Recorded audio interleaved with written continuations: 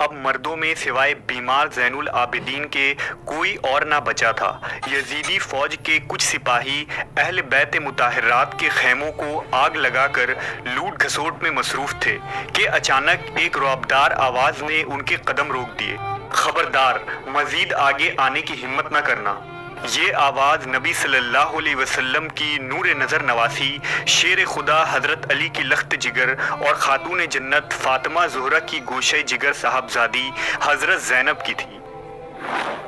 मैदान करबला की उस शेर दिल खातून को तारीख़ ज़ैनब के नाम से जानती है।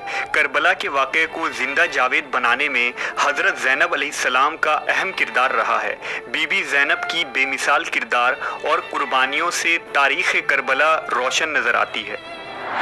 करबला की इस मिसाली खातून ने यजीद की जालिम हुकूमत के मुकाबले में अपने मासूम बच्चों को भूख प्यास की शिद्दत से बिलखता हुआ देखना गवारा किया। यहाँ तक कि अपने भाई और शौहर को भी राह खुदा में कुर्बान होते देखा।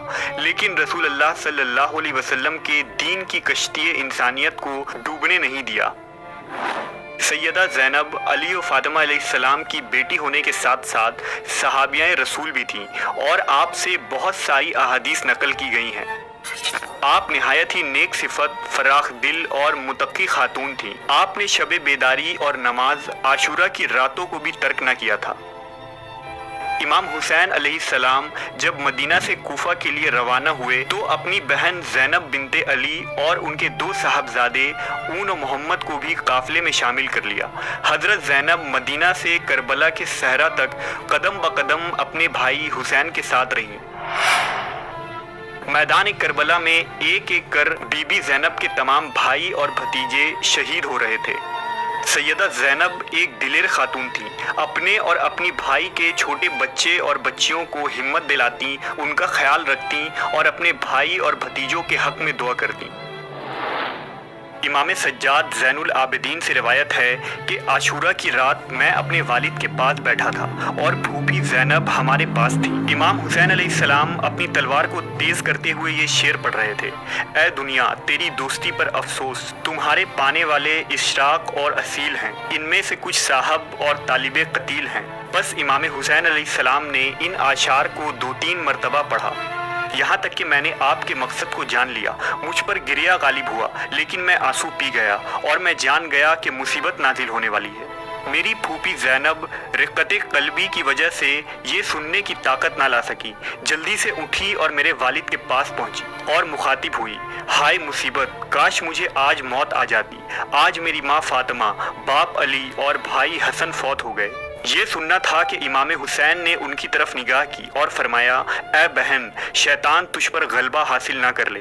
हज़रत ज़ैनब ने कहा, मुझ पर वाय हो, क्या ये बज़ोर तलवार तुम्हारी जान लेगी? ऐसा है तो इसने मुझे और ज़्यादा गमगीन कर दिया और ये मेरे लिए ज़्यादा नाकाबिल बर्दाश्त है। ये कहकर मेरी फूफी ज़ैनब बेहोश होकर गिर पड़ी। बस इमाम हुसैन उठे और पानी के छींटे आपके चेहरे पर मारने लगे।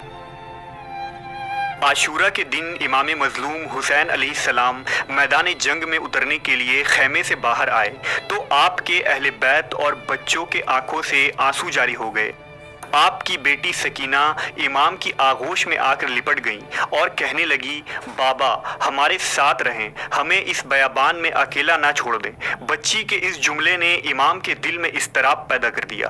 आपके आंखों से आंसू छलक पड़े। आपने बच्ची को गले से लगा लिया। सकीना को मालूम था कि अब हुसैन पलट कर नहीं आने वाले हैं। इमाम हुसैन अलैहिस्सलाम ने अपनी बहन ज़ैनब से रुखसती ली। आपकी सैयदा ज़ैनब से बेपनाह उल्फत थी। इमाम अलैहिस्सलाम ने फरमाया, ऐ ज़ोहरा की बेटी और मेरी बहन, मेरे कत्ल होने की वजह से अपने रुखसारों पर तमाचे न लगाना, ना ही मुसीबत में अपने जामा को पारा करना और ना ही अपने बालों को परेशान करना, ताकि बासे रुसवाई न हो। मेरे बाद इन बच्चों की परवरिश करना। अगर मेरे बच्चे प्यासे हो जाएं तो इनके वास्ते पानी मांग लेना, शायद उनके ऊपर वो रहम करें और पानी पिला दें। भाई के कलाम को सुनते ही बहन का चेहरा मुतगय्यर हो गया, दिल तड़प गया, लबों पर फरियाद आ गई। कहने लगी, ऐ मेरे भाई, क्या ज़ैनब इसी दिन के लिए ज़िंदा थी? ऐ काश इस दिन से कबल मुझे मौत आ गई होती और ज़ैनब खाक में मिल गई होती। इमाम अलैहिस्सलाम ने वसीयतें की और बहन को तसल्ली दी और मैदान की तरफ चल पड़े। कुछ देर बाद मैदान से जुलजिनाह दौड़ता हुआ बीबियों के खेमे की तरफ आया। उसके बदन पर लगे खून और तीर इमाम मजलूम की शहादत की गवाही दे रहे थे। खेमे से आहो बका की आवाज बुलंद होने लगी और अहले बैत हुसैन पर गम का पहाड़ टूट पड़ा।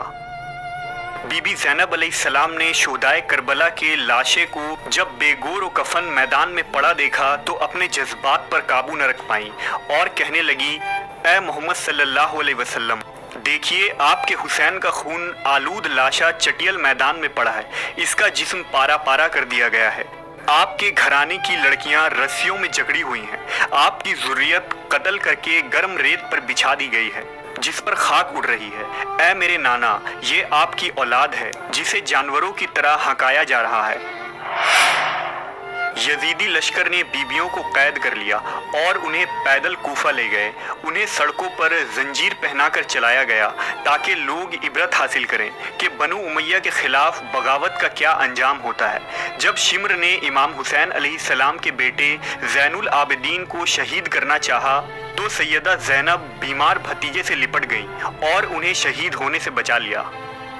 इस मजलूम काफिले को कूफा के बाद दमिश्क ले जाया गया और यजीद के दरबार में पेश किया गया, जहां बीबी ज़ैनब ने यजीद के खिलाफ ऐसा लर्जा आमेज खुतबा दिया कि शाम का महल कांप उठा और अहले शाम रो पड़े।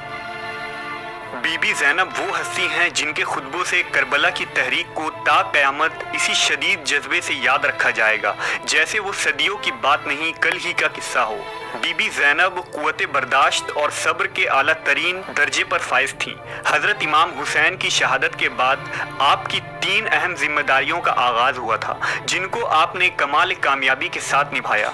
सबसे बड़ी जिम्मेदारी हज़रत इमाम ज़ैनुल आबिदीन की तीमारदारी और दुश्मन से उनकी हिफाजत थी। दूसरी जिम्मेदारी उन औरतों और बच्चों की हिफाजत थी जो बेवा हो चुकी थीं और बच्चे यतीम थे।